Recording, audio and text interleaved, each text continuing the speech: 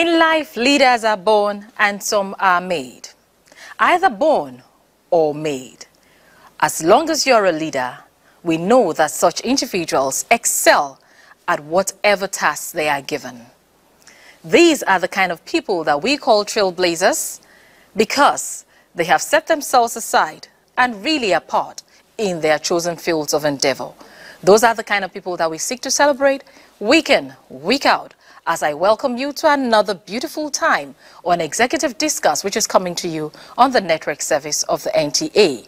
My name is Ololade Adinijadele. This week on the program, I have found myself in the ancient city of Bida. Yes, that the Nupe land. That is how we know Bida. And today, I am right here in the palace of His Royal Highness. He is a retired military man, but I'm sure he's not tired.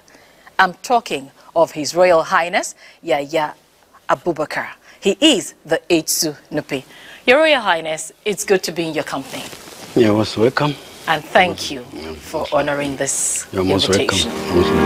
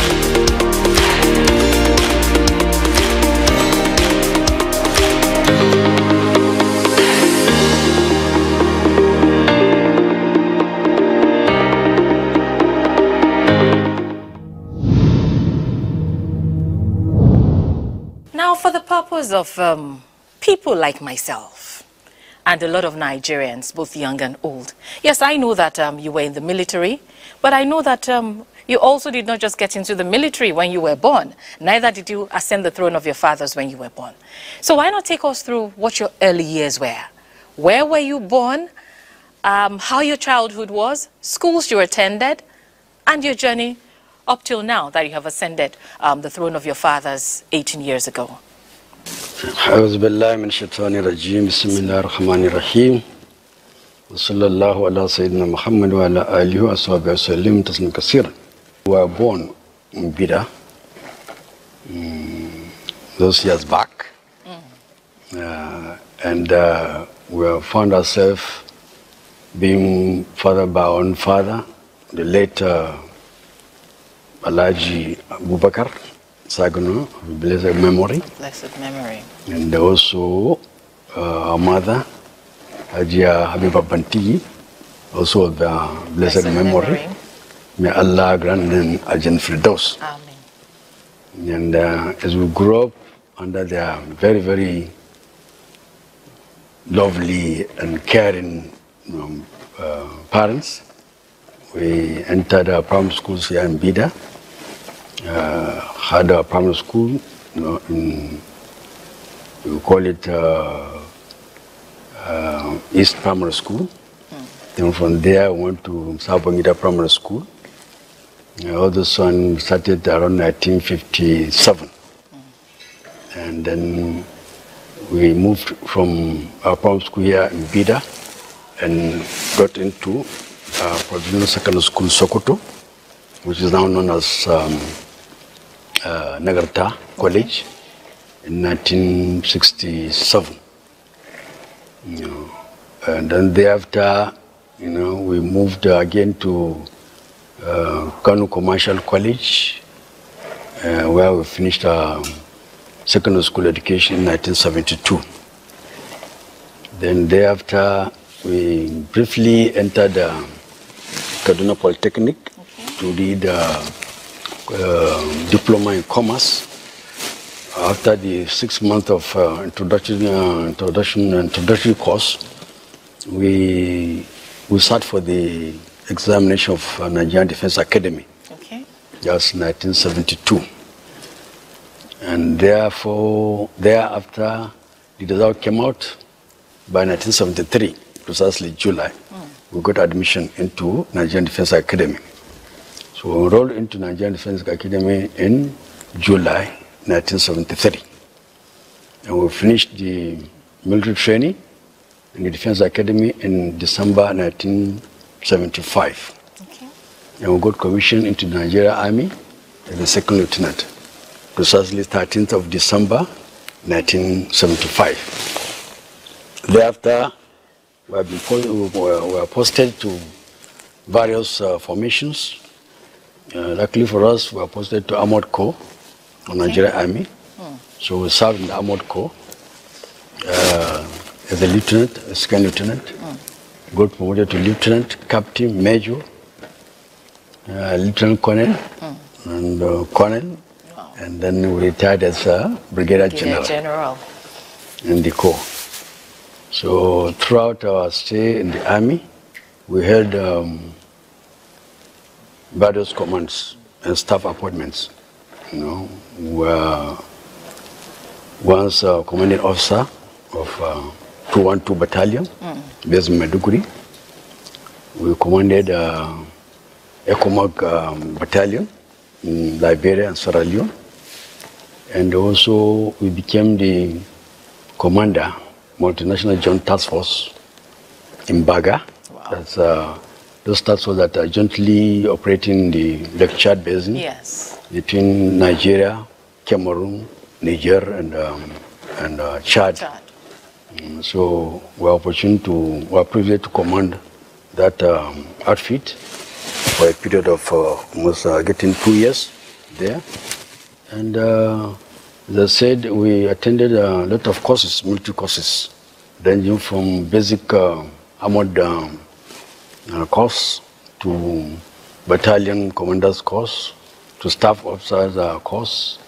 And even the last course we attended was in Egypt, which was the Defense College in Egypt, which I attended up to 2003.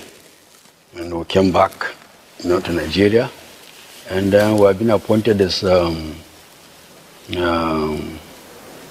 officer in charge of operations in the Army headquarters for a period of 1 month. From just 1 month? Just 1 month, from August to September. And God, in His mercies, made our sort of change of button from military to royalty. Yeah, so as I said, we came back July 2003. We started work August, and by September, God in His mercies called our uncle, who was on the seat then. May Allah grant him Al-Jannah Firdaus.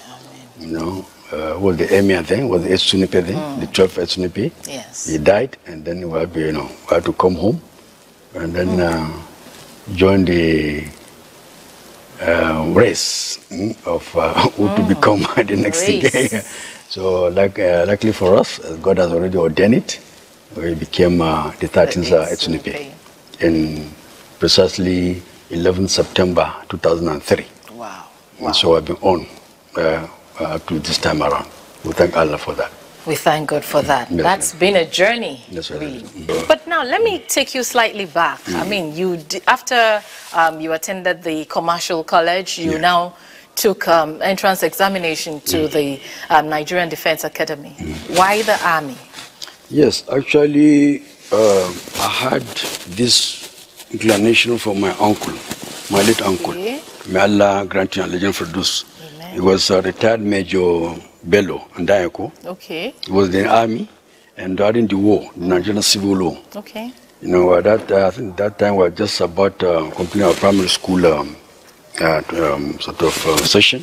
Anytime he comes home, I used to admire his mode of dressing. The uniform. So I became so carried away with that, the way he moves, it was moving, sharp. So I admire, that move as a guy. I wish I can be like this man.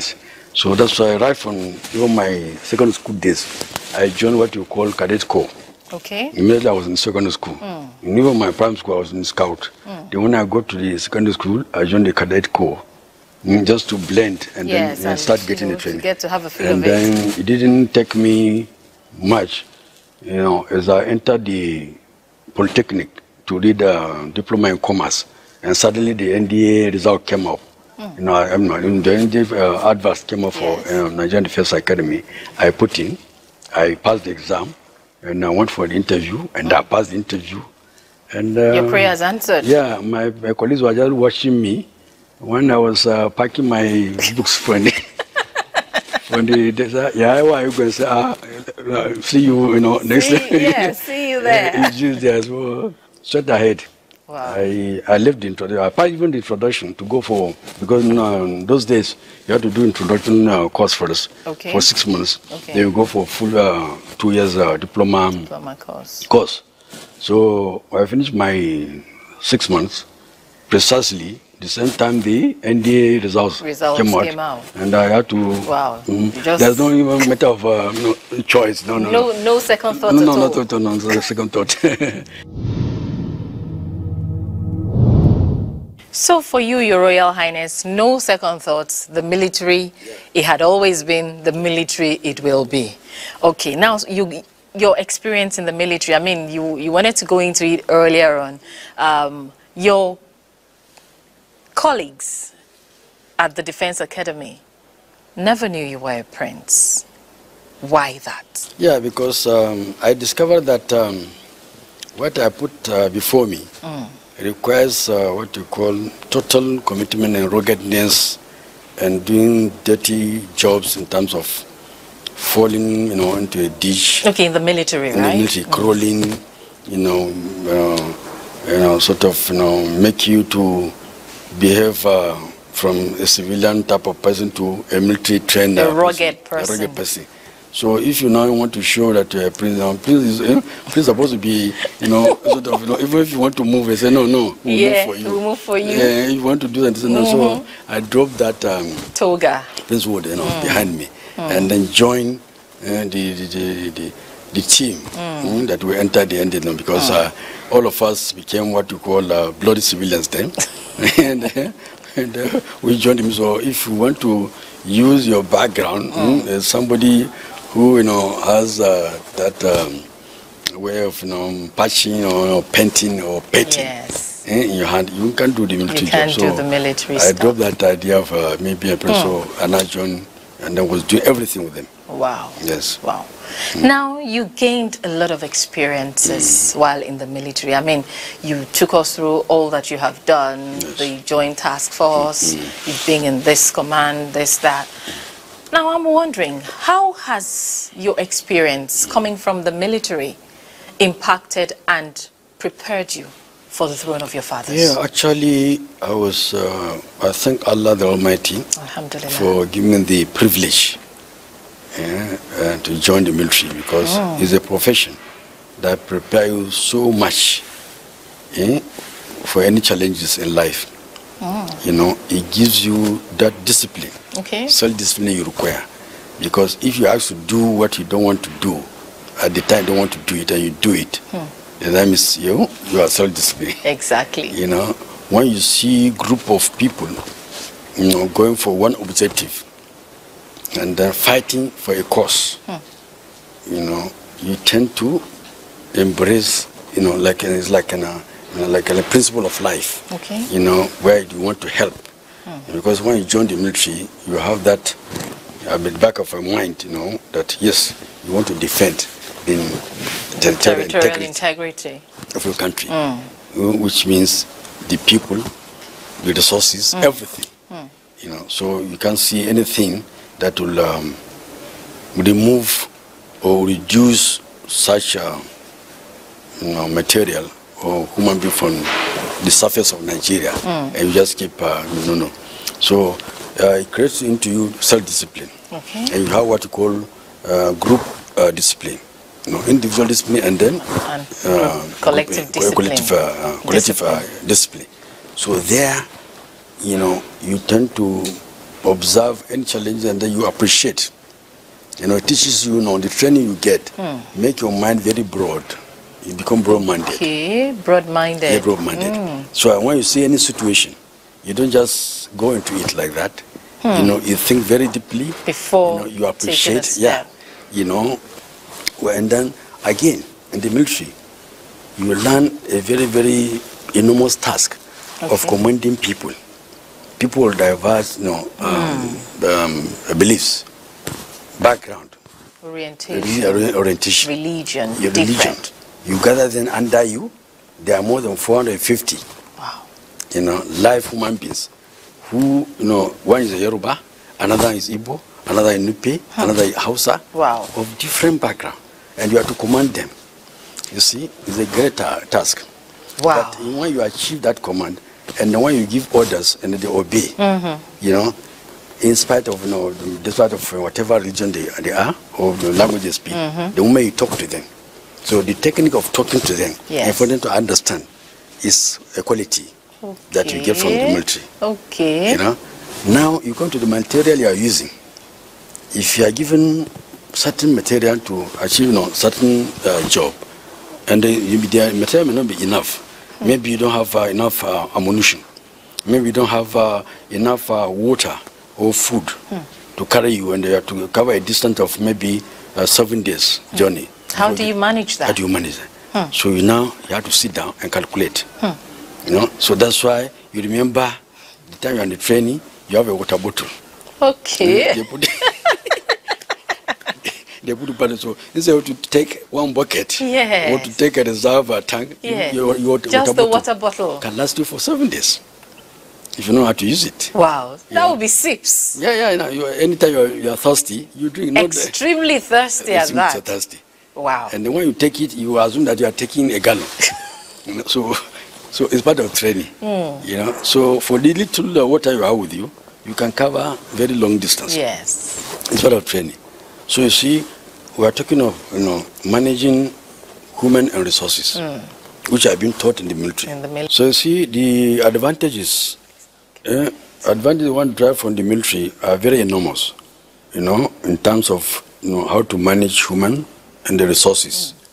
The human, as I said, you meet with a group of people who have different backgrounds, and sometimes material you are given to carry out your task may not be enough, but you have to do the task. Manage it around. You manage it around, yeah. So those are the very, very important and very significant training you can get in the military as a profession.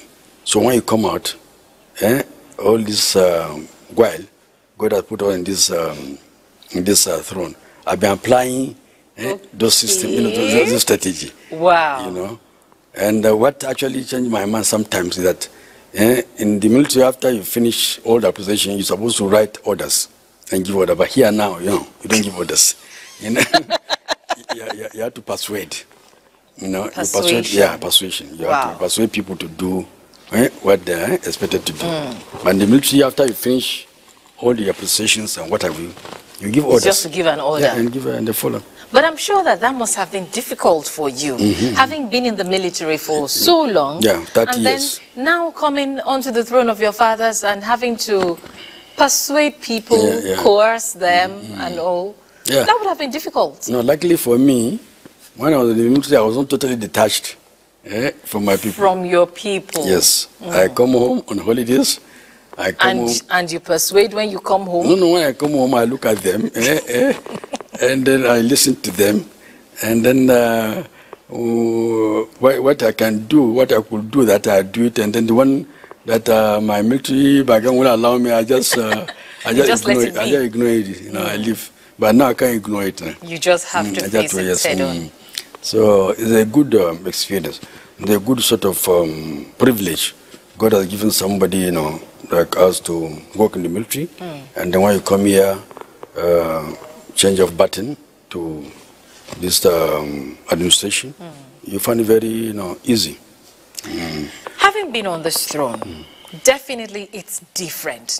No matter how well you've been able to fit in, it's different from the military background. because you have all sorts of people that you have to administer as a traditional ruler. The entire Nupe land is your domain. As easy as it's been, how really easy has it been? Yeah, managing the people. Yes, it's easy in one way, and very, very easy hard in another way. And very, very hard in another way. Easy in the sense that you are administering people of same culture, same sort of religious belief. Different that you have some Christians, yes. notwithstanding, and but the other aspect that is not easy, that the discipline. Okay. You expect that you have in the military. It's not you can't have it in the civilian world. No, can't have it. That why makes it very difficult. And also the resources. Okay. The country they are in the military. You mobilize and you utilize them. They are not even available in this period now. So because the demand of more than the resources available. The resources coming. So you see, but that technique, that training you are doing in the military, you see whatever demand before you, and you see the quantum of what you have, resources you have, you'll be able to manage. And that's why, when we come on the seat, we look around the economic viability of our people. Yes.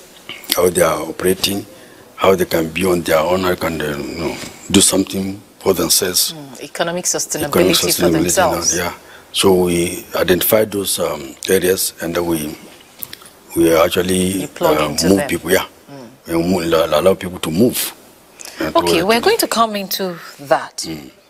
But I'm still on your experience as the Etsu Nupe in the last 18 years. I know that, yes, you said it's been easy, it's been challenging. Along the lines of how you ended your last response in keying into what is available and making the best of it. Yeah. Your 18 years reign so far, how has it impacted the lives of your people? Yeah, actually, I can see that since I got ordained us to be on this seat, as I said, we identify certain, social, economic. Such as? Yeah, such as farming, agriculture. Okay. And then also handcrafts. And also need for people to have that discipline and belief in the Almighty Allah and in life. And that's why anytime we have opportunity, we're talking to our people. Okay. We do like preaching. Okay. That says, which is against our military, Yes. Wow. These are the people you have to preach to them. You have to persuade them. Yes. So when you start drawing their minds, and then you start talking, and then drawing their minds to their Creator, the Almighty God, that fear of God coming to them. So you see, even the minds that are already made up to do some devilish thing, they come to realize that it's not the best way. So they come into the God's way. Okay. So we use that, as part of our achievement. We see that as part of our achievement, because for any group of people, individual that come to us, God is infinitely used to give us the wisdom to listen attentively, and then listen to their problems, and then by the time they leave us, what they hear from us actually give them lightens their hearts. Yeah, lightens their hearts. Wow. And then whatever they want to do, they'll cease to. Even if they've done it before, they start regretting. Why should they have done such? That. So it's part of our achievement to Fantastic. And now I know that Bidda, Niger State in particular, is an agrarian land. It's an agrarian state, agrarian community, and I know that you particularly, you're very keen on agriculture, farming. I mean, you're also a farmer. And I guess in the course of this program, we will see you on the farm.